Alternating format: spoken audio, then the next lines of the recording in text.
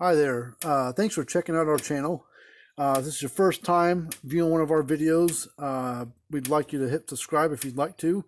Um, we do repairs and troubleshooting and all kinds of things on a variety of chargers and fence chargers, electric fencers, old ones from way back in the day, from the 50s, 60s, and 70s, all the way to ones that are built today. There will be a link down in the description area of our website. It's called fencerfixer.com, and fencer and fixer is both spelled with an F, and the website's right there. But there will be a link down in the description below. But we get free quotes and 18-month warranties and everything that we work on. We also work on cattle and livestock weigh scales and load bars and stuff like that. Our website for that is down here, cattlescalerepair.com. But there's, like I said, there's links down below. So if you didn't see it and couldn't pause it and read it or whatever, just go down below in the description area, hit the little link there, take you right to our websites. But we work on a variety of weigh scales and load bars for weighing cattle and other livestock animals and stuff, or whatever you're using the weigh scale for. If it's weighing something, we can work on it. But anyways, please check out our video, or check out our other videos. Yeah, 350 plus videos on YouTube of all kinds of things that we worked on, some how-to videos, some how things work, and features of units, and then there's a couple, a small handful of reviews on some units. But just subscribe and take a peek at all of our stuff, and like the video if you do like it. All right, well, this is just going to kind of be a overview of this unit. This is an old Parmak unit. It's called a Super Energizer.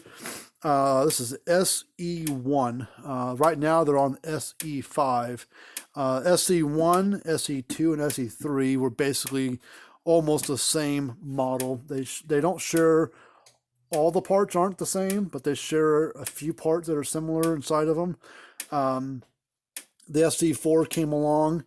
It was a metal case as well, but it had a digital display, where this has a like an analog needle gauge to tell you how strong the charger is or how good your fence conditions are.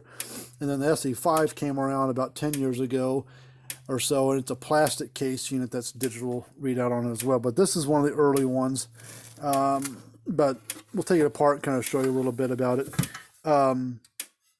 This is the inside of it. This had been hit by lightning at some point in time.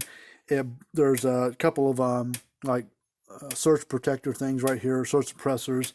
One of these was blown out. It blew out this piece here. Luckily, this input transformer is fine, and messed up the board. So we put a new board in it, replaced one of the protection pieces here. It's inside this little rubber boot, and we soldered in a new surge suppressor deal there.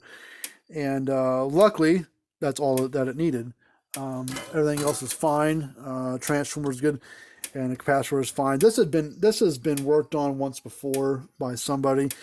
If you look, it's hard to see it, but down inside right here, there's a date. It says October, I think 20 or October 2nd, maybe 2002.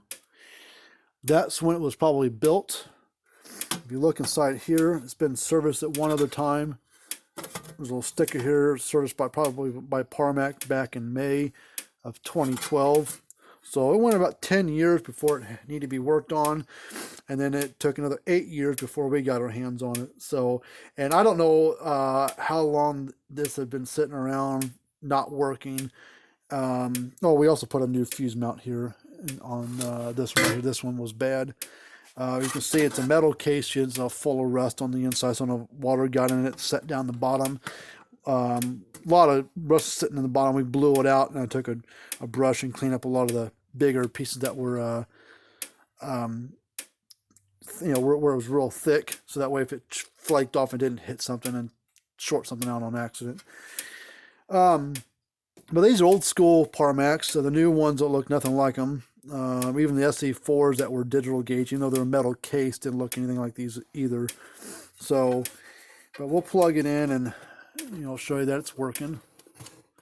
So for being a 18-year-old unit, it's back working again.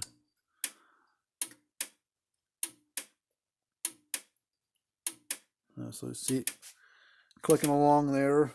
Let me turn the light off, get rid of that glare. We'll put a fence tester on there if I find one.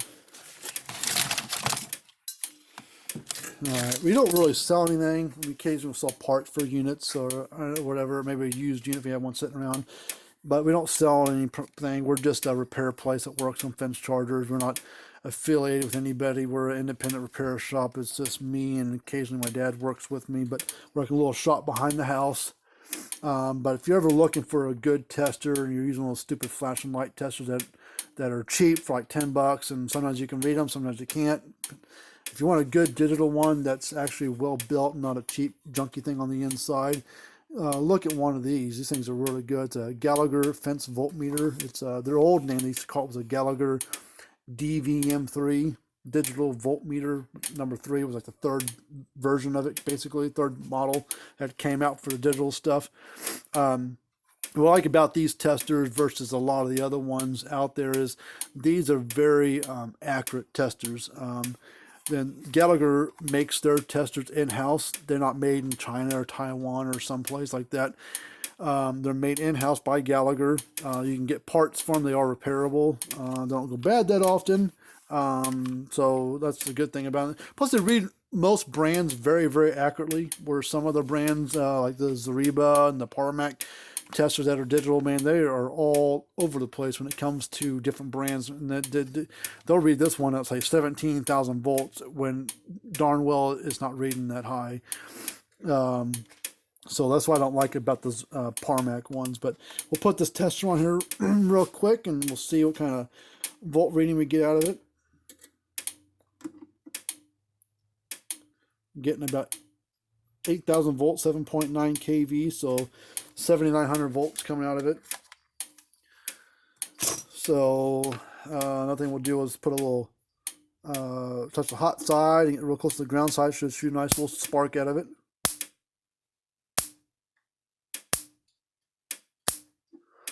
So it's a hot charger. I mean, it's old school Parmak, but it's a really well-built unit. These older Parmaks are older analog gauge Parmaks are really good. The newer ones are kind of up in the air. Some of them are okay. Some of them you never know what you're going to get out of them. But if you got one of these older Parmak units and you need one that needs to be worked on, you know, we're happy to take a peek at it for you. We don't charge anything for looking at them. It's always a free quote. And you guys get 18-month repair warranties on everything that we work on repair-wise. And that includes lightning damage as part of the warranty. So we'd be happy to take a peek at a unit for you. But that's about it for this video. Until we do another video of how to work on one or how one is operates. We will see you guys later. Remember to subscribe to the channel and hit that thumbs up button. And until next time, see you guys later.